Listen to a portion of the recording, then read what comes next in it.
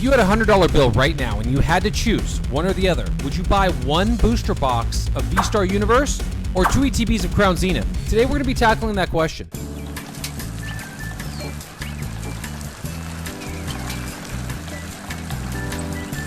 Before we get too deep down the rabbit hole though, I think there's merit to both. But what I wanted to do in this episode is take a more realistic approach and not go into the above-the-shoulder mustard of all the numbers and data and figures and algorithms. I wanted to take a more personal look at this and give you just my hot take on it without going too deep into the chemistry of what makes each set good. Also, guys, one thing I wanted to say is if you're liking this type of content, I need you to hit the button. I can't do it without you. You know what to do. Sound off down below. Is it VStar Universe or is it Crown Zenith? Let me know. And let me know if I persuaded you from the beginning to the end of the episode. So one thing I'm going to be doing, guys, is jumping back and forth between sets. First, if we just look at Crown Zenith, I mean, the artworks are absolutely stunning. And that's the first thing that I always go to. I know it's not the most investable factor because people like cold hard data, they like numbers. Like for instance, like this set has 12 cards over $20. And if we compare that to other sets that we've looked at and dissected in Sword and Shield, this would be right up there. This would be over the rest and right under Evolving Skies. So that is something to note. Top end value though, you're not going to have your $300 cards, so I will say that. I bet the average per card comes out much less than some of the Sword and Shield sets, but we're not going to get into that mustard like we talked about. What I do want to touch on though, this set is getting printed into oblivion right now as we speak. I was just at Target with my family and I saw Crown Zenith all over the shelves. That is pulling down the values right now. Like any given card that you take, you're going to see the values go straight down. I mean, there's other Pokemon YouTubers that have covered this, so I'm not going to get too far into this. You see this downward slope on all the cards, which is very natural. Now, they're starting to even out or plateau, right? They're starting to kind of find their settling point for right now. What I wanted to say is that based on those artworks, and the same holds true for VStar Universe, this set is going to do well long-term, in my opinion. You have fan favorites all over the place, along with smoke show after smoke show in terms of artwork. If we hop over to VStar Universe, you're going to see a lot of the similar cards up top, but not all of them. So like, for example, the Irida is still a banger for VStar Universe. It was going for hundreds when it first came out. Insanity, right? And then this Pikachu is out of one of the God Packs. We're going to talk about that in a second. But other than that, you still see the Tina up here. A lot more waifu up top over here. And then you see the gold cards, of course. But the trainer galleries is where VStar Universe kind of pulls away in terms of value from Crown Zenith. So that is something to note. One thing that we're just going to talk about because we're just right here on the topic. VStar Universe has Crown Zenith pipped in the sense of not having a God Pack. I think that the Pokemon Company may have dropped the ball a little bit. If they put God Packs in Crown Zenith, I think that really helps the core value of the set in general. So like if you did the math, VStar Universe should be between $8 and $10, and you're going to find Crown Zenith at about $5. So VStar Universe is selling at double. Of course, it's not an English set, and it takes much more to get it from over the pond.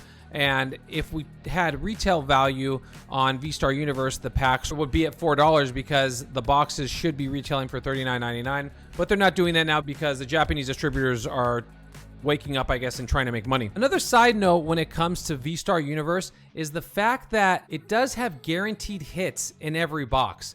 Now, that could be twofold, good and bad. Could be good for the people that want to get some level of guaranteed value. If you buy a sealed booster box of VStar Universe, you're going to get an SAR at minimum, and you're going to get a secret rare energy card. People might love that.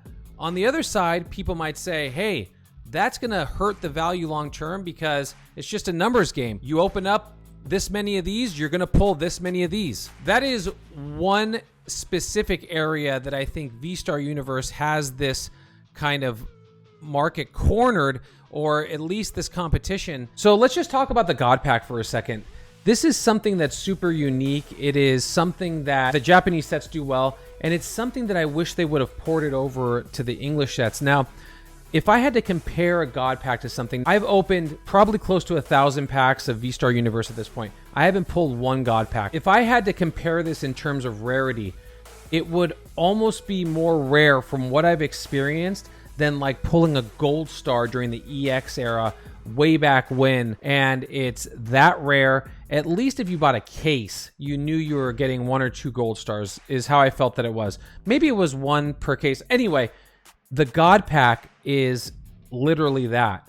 And you feel like one when you pull one and open one up, and I haven't even done that yet. It's so rare, which brings major long-term and just essential core value to VStar Universe. So jumping back to Crown Zenith, one thing that I want to note is this set is going to be a pivotal English set, and you probably already know what I'm going to say, but this is the last set that features the yellow borders. Now, I feel like there is some level of significance when it comes to availability and lack of stock, lack of surplus. And I'm talking about Sword and Shield in general. I know that there's a lot of Crown Zenith right now, and I think that they were expecting the set to do well and be well received, which is absolutely true. And it has been, but that doesn't mean that it's not impervious to being, drowned out in the market. I mean, just like right now in our economy, if you print too much money, inflation will happen and the value of that dollar goes down. Just like if you print too much of a set, the value of the singles go down, and so do the pack value. So I think that's happening right now. But I will say, if the lack of stock continues like it did with other Sword and Shield sets, and that moves into Crown Zenith, you're going to see the prices of this set, mark my words, tick right back up. A lot of you are probably thinking, oh, no, this is another Darkness Ablaze. It's another Vivid Voltage. It's really not, because those sets as they stand alone are not even close, not even in the same conversation in terms of strength of artwork, strength of Pokemon, just overall strength of appeal in general on its face as Crown Zenith has. So that has to be noted. Another main aspect, guys, that I have been actually looking at and comparing in terms of like a dichotomy or a dyad or a difference between the two is I start to look at the parent set, or in this case, VStar Universe, when I'm trying to gauge or judge the strength of, we'll say, Crown Zenith. And I'm trying to tether some sort of connection between the two on whether I think that one will drag up the other. So an example of that is like Eevee Heroes compared to Evolving Skies. So Eevee Heroes obviously got printed way less, in my opinion, than Evolving Skies, but the prices of those cards are astronomical, which in my opinion, I believe that it will pull up Evolving Skies whether it wants to or not in terms of long-term value, as long as those cards stay the same, and then of course the appeal stays there for Evolving Skies.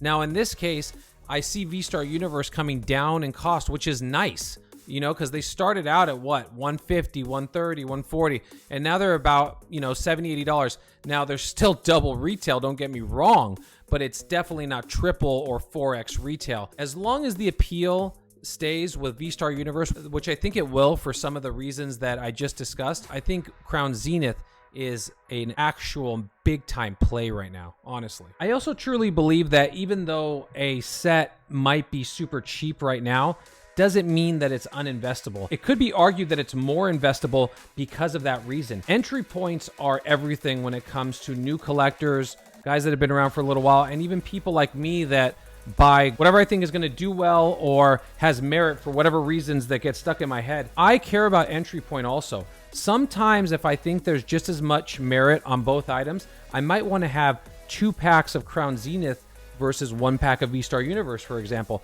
It just really depends on where my head's at and what type of play that I'm trying to take advantage of or make when it comes to these sets. I hope that all makes sense, guys. I know that was a big word salad, but I'm just going to say both sets have merit. And if I had to choose one, because I'm not going to leave you hanging like that, if I absolutely had my back against the wall, must choose, I had the $100 bill and I have to buy one or 2 of the other, I'm going to buy right now a box of VStar Universe. But you can't do this to me. You know how much I sacrificed? The hook that got set with this set is the fact that it has those God packs. But it's giving me goosebumps right now, actually. Giving me that type of rarity in a contemporary product is max appeal, if that makes sense. All right, guys, I hope it all did. If it did, hit the buttons, baby. I appreciate you all. Can't do it without you. I'll see you on the next live or the next episode. Peace.